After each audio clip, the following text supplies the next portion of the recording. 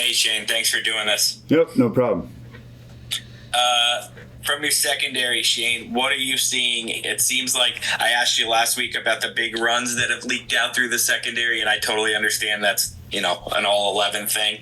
But, not getting them on the ground in the second level, and then obviously the big pass play behind your safeties yesterday. It's a area you guys have a lot of money and draft picks invested in. What are you seeing from that back end? Yeah, obviously you want the big one back. Like, we can't give that up, especially backed up there with how the game was going. I felt like that swung the momentum right there for sure. We got to do a good job of understanding our leverage as that thing gets down the field and where our help is, and making sure like we had two guys back there and he broke really across our leverage and we were unable to get him down. Other than that play, like, I thought there were some good things. We got to eliminate the penalties, the grabbing, the DPI negated an interception for us early, whether we're slipping or not. We got to do a good job not coming into contact with those guys on those underthrown tip passes, being able to find the football. I think that was a potentially big-time play for us that we weren't able to get and extended the drive. Just continuing to work on not panicking down the field. I think these guys feel themselves, and they're actually in decent position as we're going, their own body, and then just as it keeps getting extended, the panic sets in a little bit, and we got to be able to find some comfort when we're on body and be able to locate the football and not foul. The rotation you do with Flott and Banks, is that something you're committed to all season, Shane, or is that something that gets reviewed week by week? Because to my untrained eye, it seems like Flott's outplaying him, so it seems like you're getting worse by taking Flott off the field. Yeah, it's a week-to-week thing. We talk about it every week about how we're going to go in and handle some of the stuff, and based on skill sets, what we're trying to ask these guys to do potentially. But it's going to be an ongoing evaluation for us. And again, I think they both have done some good things. It's just continuing with the consistency, play in and play out, and really that goes for everybody. All 11 guys just being able to be more consistent and make the plays when they're there, and ultimately not hurt us in certain situations either. And then my last thing, kind of to that same point, is Shane, do you have the autonomy to decide who plays based on the game plan or the scheme or practice performance, or do you have to consider things like how much, like draft status and money invested and stuff when you're divvying up playing time? No, like, these players earn what they get when they get here. Like, that's how it is. That's how it's been. I think us as a staff is something we discuss day in and day out, just how guys are performing, where they're at, going into a game plan, what we think's best in terms of matchups and some of those other things. But it's about finding the guys that can put us in the best position to win. Thanks, Shane. Yep. Jordan Renan. Hey, Shane, just to follow up on that for a second, why even do the rotation? What do you see that makes you guys want to continue with that? Yeah, I think the ability of Tay, obviously, when he's able to get his hands on guys and challenge guys, and he's been able to be tight. There's clips where he's been able to be tight, and he's got some pass breakup for us this year as we went.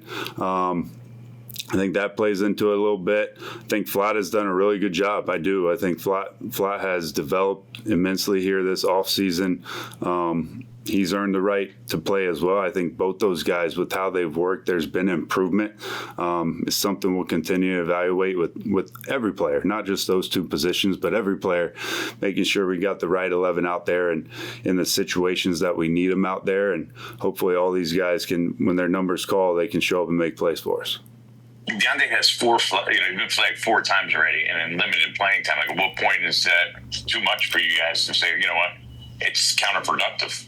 Yeah, I mean, again, I think that's something we got to look at and we got to continue to evaluate. And I see your point with that. I think, again, no different than kind of with Drew. Like, we're working through some things, doing our best to teach them these techniques, these fundamentals, and hopefully we can work out the kinks and become a little bit more consistent and not have those plays that put us in harm's way.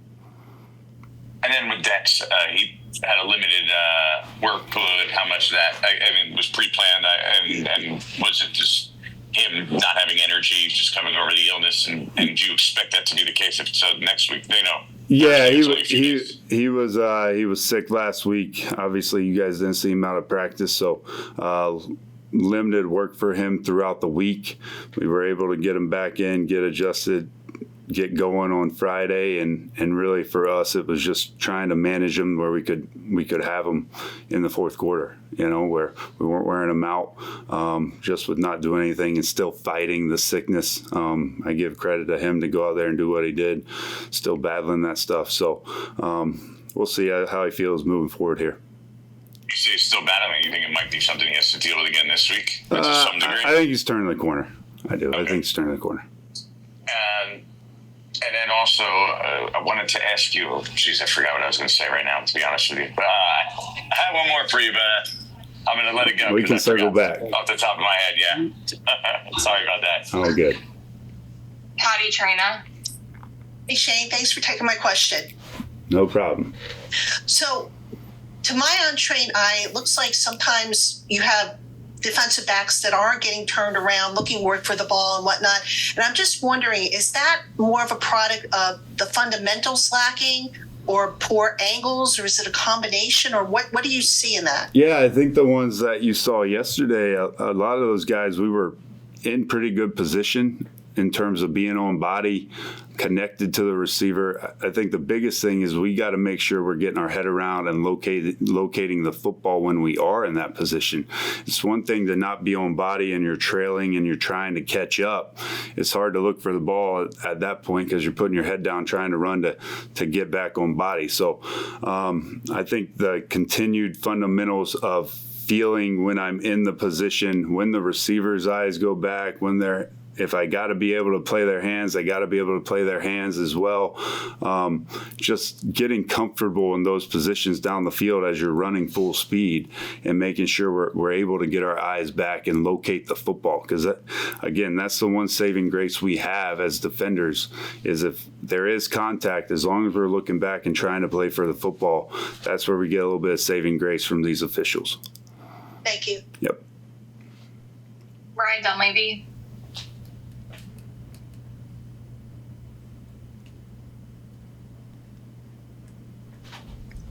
Shane, Darius Alexander was a healthy scratch week 1, and now it seems like he's making some plays. What do you see from his kind of rapid development, and do you attribute any of that to maybe lighting a fire under him? Yeah, I mean, I think for anybody, not being out there is probably the best motivator that we have. To his credit, he has worked his butt off. We've seen it in practice week in and week out. The development, the growth, using his skill set, using his length. Got a lot of trust in him right now with how he's playing. He's been doing it consistently. It hasn't been a flash in the pan, one-time thing. So like the trajectory he's going, and credit to him, he's worked and he's overcame where he was early on in the year, and he's taking strides, and I think he's improving every week. And then why do you think you guys weren't able to duplicate the kind of pass rush stats that you had last week? It seemed like maybe the whole focus of Rattler was just getting the ball out really quick. Is that something you noticed? Yeah. It was getting out fast. I do think we had some rushes there, especially on the interior where we were getting some push, and DA's early in the game where he hit him as he was releasing the ball, and we got the penalty. I think DJ had one. I think Nacho had one.